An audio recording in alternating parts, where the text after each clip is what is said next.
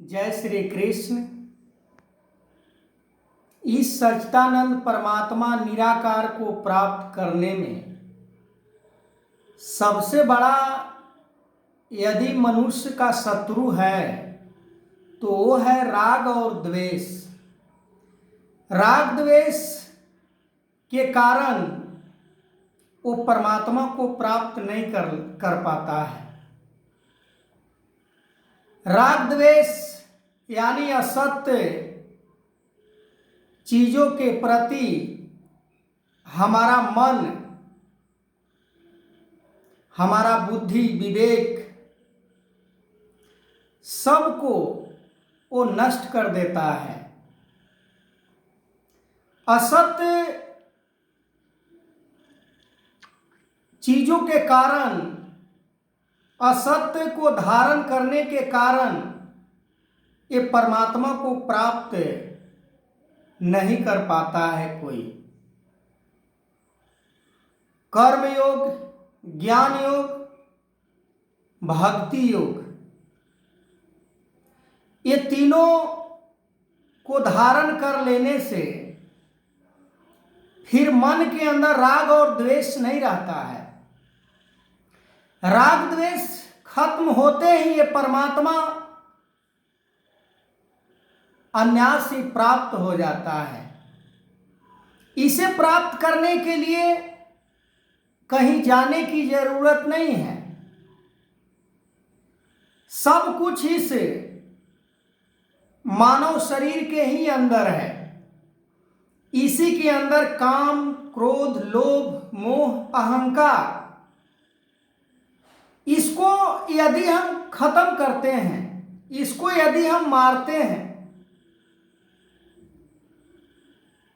तो हम फिर एक कर्म योगी, ध्यान योगी,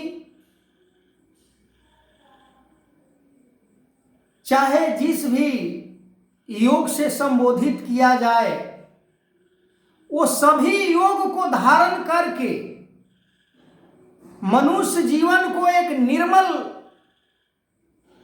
गंगा धारा के जैसे वो बना देता है। जैसे गंगा का निर्मल धारा के अंदर पवित्रता होती है, वैसे ही जब राग द्वेष से रहित प्राणी जब हो जाता है, और कई दफा मैंने अपने वीडियो में भी कहा है कि कबीरा मन निर्मल भया जैसे गंगा नीर, पीछे पीछे हरि फिरे कहत कबीर कबीर। गंगा के पवित्र धारा के समान जीवन पवित्र हो जाता है तो ये परमात्मा निराकार फिर उस जीव के लिए, उस मानव शरीर के लिए परमात्मा को प्राप्त करने का मोहताज, परमात्मा को पाना मुश्किल नहीं होता है। वो परमात्मा को अच्छी तरह से वो देख रहा होता है, जान रहा होता है। जैसे किसी कमरे के अंदर, घर के अंदर अंधेरा हो और किसी अनजान व्यक्ति को कह दिया जाए कि मेरे कमरे के अंदर फलाने स्थान पर फलाने वस्तु पड़ा हुआ है, वो लेकर तुम आओ। वो अंधेरे कमरे में जाता है, कभी फ्रिज से टकराएगा तो कभी दीवार से टकराएगा तो कभी अलमारी से टकराएगा, कभी अन्य जो घर के अंदर सामग्री होता है उस चीजों से टकराता है, पर उसे वो वस्तु प्राप्त नहीं हो पाता है क्योंकि उसको जानकारी नहीं है और जिसको उस वस्तु के बारे में जानकारी है वो अंधेरे में भी जाएगा और वो लेकर आ जाएगा। ठीक उसी प्रकार जब इंसान कामना, आशा, तृष्णा, मोह, माया से जब ऊपर उठ जाता है तो दुनिया के लिए परमात्मा अनजान है कि परमात्मा कण कण में है पर देखा नहीं जा सकता है, इसे कोई देख नहीं सकता है। पर जो इसे देखने का नजरिया प्राप्त कर लेता है, इसे देखने का ढंग प्राप्त कर लेता है, वो तुरंत वो बता देता है कि यही है परमात्मा। वस्तु कहीं ढूंढत कहीं, कहीं विधि आवे हाथ, कहे कबीर तब पाइए जब भेदी लीजे साथ। जो इस परमात्मा को जानता है, जो इस परमात्मा को देखा है, यदि उससे कोई प्रश्न करे कि हमें भी परमात्मा को जानकारी प्राप्त करना है, हमें भी परमात्मा को देखना है, और जिसे ये शक्ति प्राप्त होता है परमात्मा को दिखाने की, वो तुरंत परमात्मा को प्रकट करके दिखा देता है।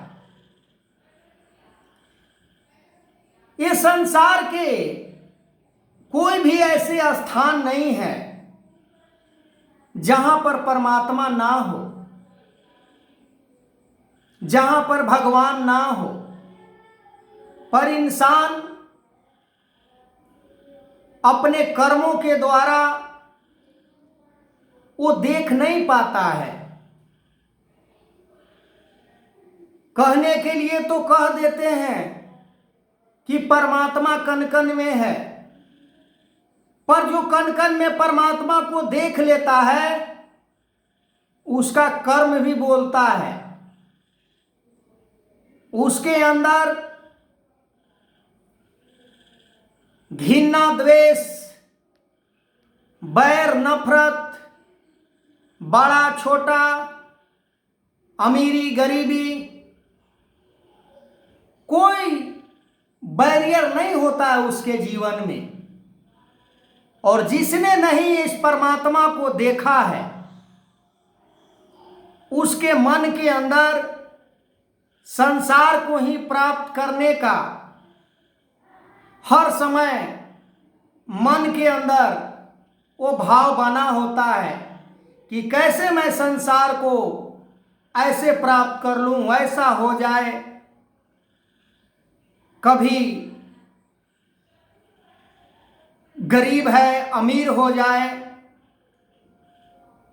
अरे भाई, ये संसार में हम धन दौलत से अमीर होने नहीं आए थे।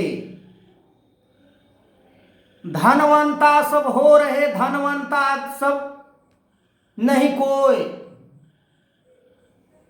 बार बार हिदायत किया जा रहा है कि धनवंता वो नहीं है जिसके पास धन दौलत का अंबार लगा हुआ है। धनवंता तो वो है जिसने परमात्मा को देख लिया, जिसने परमात्मा को जान लिया, जिसने परमात्मा को प्राप्त कर लिया सतगुरु के कृपा से। आज समय के सतगुरु माता सुदीक्षा सवेंद्र हरदेव सिंह जी महाराज पूरे पूरे परमात्मा को प्रकट करके दिखला रहे हैं। पर हम नहीं मानते। क्या नहीं मानते? बातों को नहीं मानते। हमें विश्वास नहीं होता कि ऐसा परमात्मा होता है, ये परमात्मा होता है।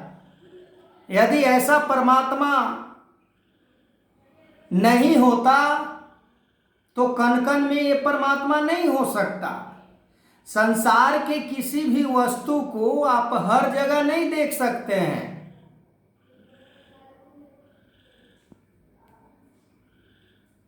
परमात्मा और वस्तु के अंदर थोड़ा हम डिफरेंशन को देखें तो अभी भारत के अंदर रात है और किसी देश किसी मुल्क में हम चले जाते हैं वहां पर दिन होता है, तो इसके अंदर बदलाव हो रहा है। ये परमात्मा नहीं हो सकता, पर परमात्मा के अंदर कोई बदलाव नहीं होता। ये समय और काल के हिसाब से ये चलता नहीं है, ये बदलता नहीं है। ये एक रस, एक रंग, एक रूप सदा से, चाहे किसी भी युग की बात की जाए, सदा से एक रूप ये निराकार ही रहा है। आगे मैं इस वीडियो को कंटिन्यू करूंगा। तब तक के लिए जय श्री कृष्ण।